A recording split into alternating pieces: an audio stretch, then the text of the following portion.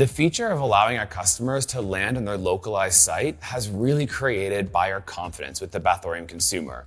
If you're in Canada, you're landing on bathorium.ca and you're gonna be shopping in Canadian. If you're in the US, it's automatically bathorium.com and it's gonna be in US dollars. They don't need to select currency, they don't need to select language, it's all gonna be automated for them. And what that's done is it's allowed our customers to feel like they're shopping locally right next door, even though we're thousands of miles away. A new tool that I've recently learned about is the theme contextualization tool. It's gonna allow us to show one theme for the Canadian consumer and then one for the US. For example, this Black Friday, it's gonna be $30 Canadian or $25 US, and that can be published right there on the homepage banner. That hyper-localized experience with one Shopify backend is a game changer. This allows us to really give that customized experience for that consumer in the US, and I could not be more excited about it.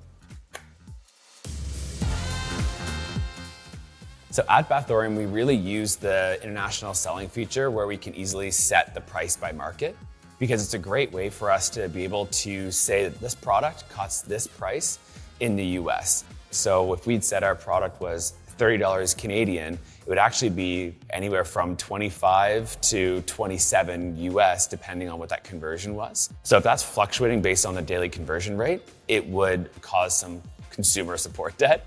So the ability to have it as a set price really allows us to scale. We can set it and forget it. And also, we can have all of our printed material, things like line sheets and catalogs, actually call out that price in the US, and it's never gonna change based on that daily conversion. This feature allows us to do that without having any more confused customers. Currently in the US, a really great feature that we use from the international selling features on Shopify is the ability to hide products, because some products that we sell we actually don't ship into the States due to fragility or due to exclusivity in Canada. Historically, we would have to have that product sold to everyone who's shopping at bathorium.com and then remove the ability for shipping. So the customers at checkout, they would actually just have that product removed from their cart with an error message saying, something in your cart cannot be shipped to your destination. And it led to support debt and not a great customer experience. So today, we can just easily hide it, and it makes the buying experience so much easier for customers. To best see the performance of how we're doing internationally, we use the Market Insights reporting tool on Shopify. It allows us to have really wonderful data across different markets, different states, different regions of the US to see how those products are performing and how it differs.